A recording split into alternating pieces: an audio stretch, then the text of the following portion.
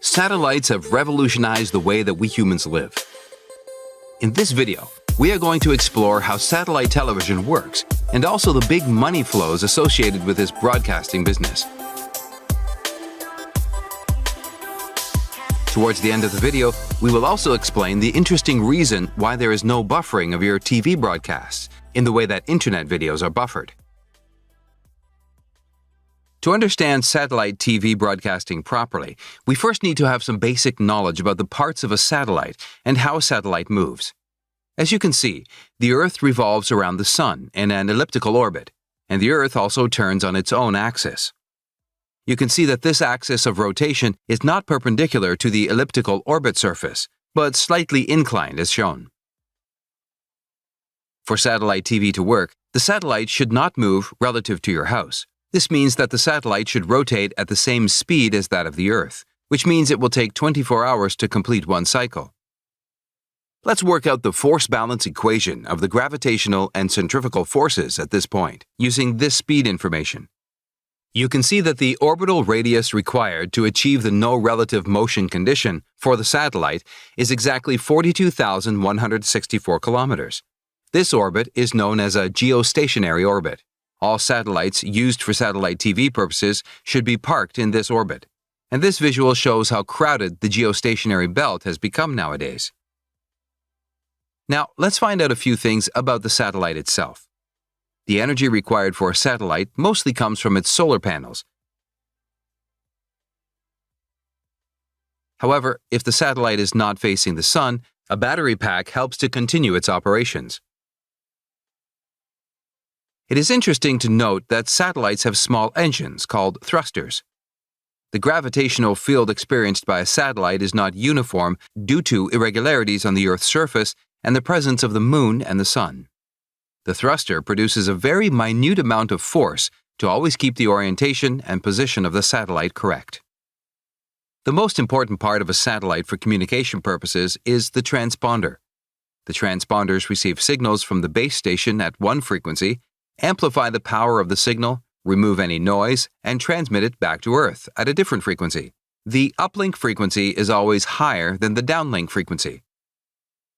You can see antennas of different frequency bands. For D2H, the Ku band frequency is generally used. These Ku band signals have good power, which allows a smaller size receiver antenna. In the past, C-band signals, which have lower energy, were used for television communications, and that's why huge antennas were used in those earlier days. However, Ku band signals are affected by rain, so scientists have had to overcome this issue with improvements in satellite technology. Now that we have some basic information, let's see how hundreds of TV channels reach to your home via the satellite TV technology. Consider the case of this TV channel, CNN. They have a video production facility and keep on producing content for mass viewing 24/7. We call them a program source. This channel needs to be available at the same time on many satellite TV broadcasters' networks. We call them DBS providers. To achieve this, CNN just beams their signal to their rented transponder in its geostationary orbit. It should be noted that before sending the video signals, the program source inserts advertisements at suitable points, and this is the first source of income for the channel. Now the CNN signal is commonly available at one point, and any DBS provider can access the signal once they have made a business agreement with the program source. Similarly, the DBS provider collects signals from many such channels or program sources.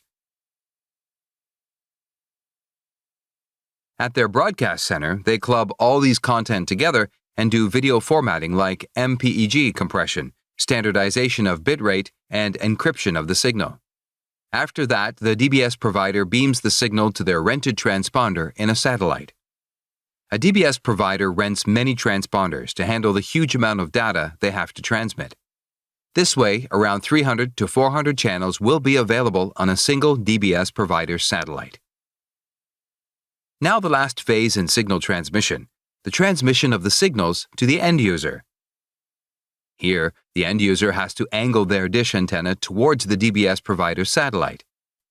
You might have seen that for different DBS providers, there are different angles for the dishes, even if the dishes are all in the same location. This is because the different providers might be using different satellites for transmitting their signals. The signals received by your dish are encrypted to prevent piracy, and only a dedicated card in the set-top box will be able to decrypt it back. Do you know that the live events you are watching on your satellite television are actually delayed by a few seconds? The signal leaving the broadcast center has to travel a huge distance via 2 satellites before it reaches you. Even though the signal travels at the speed of light, such a huge distance will cause a delay of around 0.5 seconds. Moreover, a live broadcaster may also add a specific profanity delay on top of the normal delay. Now for the interesting comparison between Internet videos and satellite TV.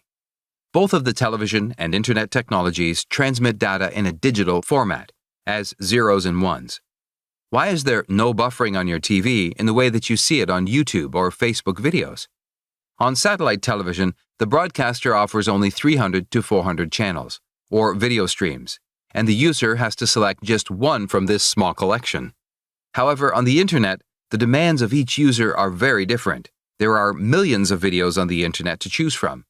This means that the volume of traffic handled by TV broadcasters is nowhere close to the level of Internet traffic, and it is this huge level of traffic on the Internet which may sometimes cause traffic congestion and buffering. This video explains